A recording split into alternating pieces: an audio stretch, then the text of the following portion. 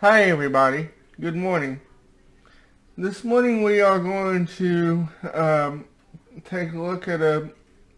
documentary called The Wrecking Crew. Let me give you a tad bit of background before we get into the review.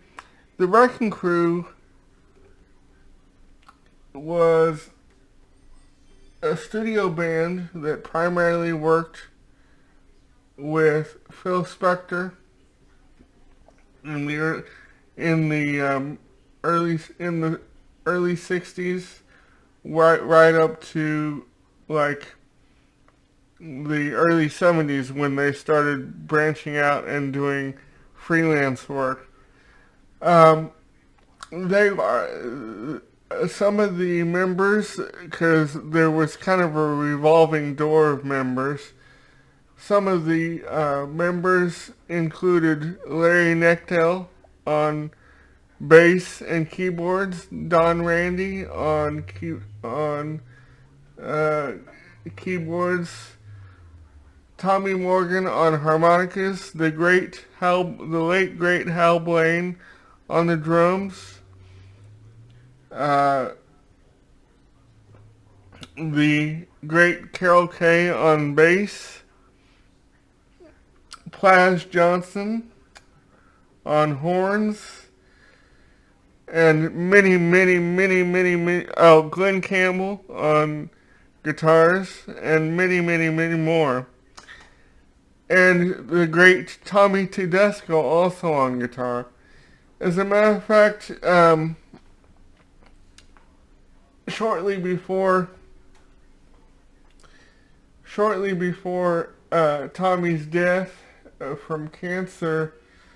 his son, filmmaker Denny Tedesco, decided to kind of reunite his dad with a few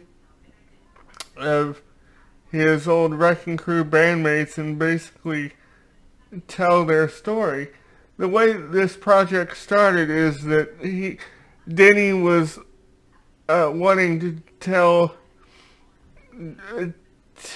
just his dad's story, and then the project kind of morphed into the whole Wrecking Crew concept, and um, and so Denny got um, Denny got together with his dad and Carol Kay and Hal Blaine, and they were um, the jumping off points to help kind of frame the film a little, frame the kind of help tell the story, and frame the film a little bit, and then they branched off, and then they branched off, and then told and then talked about some of the lesser known Wrecking Crew members like Plas Johnson, the saxophone player, and others. And the first time I had heard anything about the Wrecking Crew movie was uh, was quite a few years ago, and um, and it was it was I had read about it on the internet, and it was in film festivals. I think it took a couple of years for the film to be released on DVD, and I was super excited when I finally got my hands on it, because the first time I had heard anything about the Wrecking Crew themselves was through a good friend of mine, because most of you probably, well, some of you may be aware if there's any musicians out there, but the Wrecking Crew played on countless records back in back in the 60s and 70s. Everything, practically all the Beach Boys early records. Although the Beach Boys themselves did play on their record on some of their records, the main reason Brian wanted to augment was because the Beach Boys were on the road and he was back home in the studio, and he needed to get the records done, and he was under extreme pressure, and so he augmented the Beach Boys sound with the Wrecking Crew musicians, and he was looking for a certain sound, and boy did they give it to him. But anyway, they so anyway, they played on everything from Beach Boy records to the Byrds to Sonny and Cher to the Ronettes. Actually, Hal Blaine's drum beat in the Ronettes on the Ronettes song "Be My Baby" is what helped inspire Brian Wilson to write "Don't Worry, Baby." And so anyway, to make a long story short, I was super excited when the documentary came out, because I had heard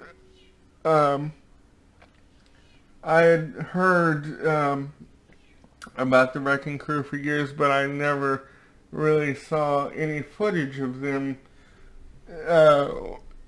at work, and I had always wanted to. Now, I had seen bits and pieces of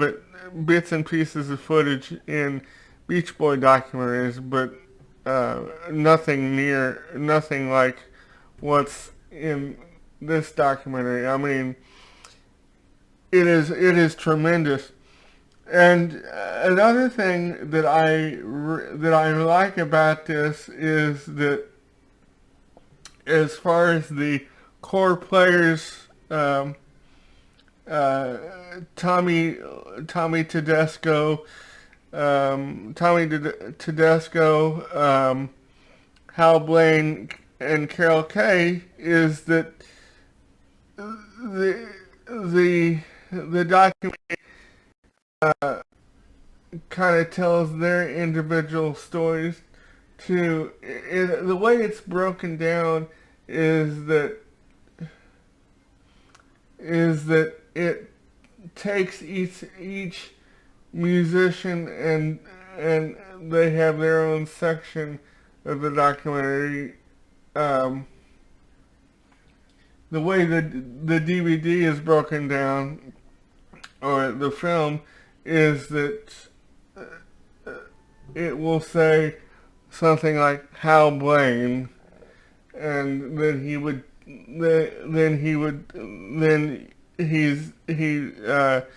he tells his story, and so that's how it's broken down, and I just really, really, really like this. The whole thing. It is super, and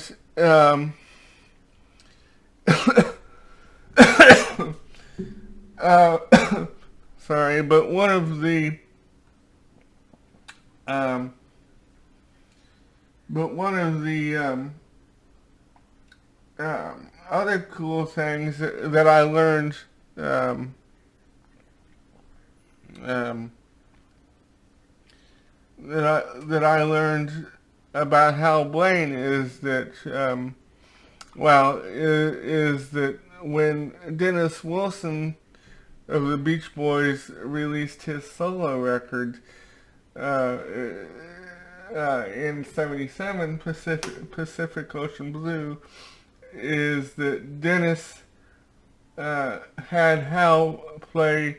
most of or all the drum parts, because he wanted to focus on singing, which is, and Hal Blaine was one of the greatest drummers in rock and roll history. And I, I can't say enough about this documentary, and it is a you know it is a tremendous piece of musical education, and and um, one of the cool things is that um, sometimes like the old um, like during Carol Kay's section of the documentary, she'll discuss how she came up with some of the bass parts, and actually play them so you can actually see her play the bass part, because she's still very much active. Um, um, and and and after the Wrecking Crew, after their heyday in the '60s, like I said, they members freelanced and played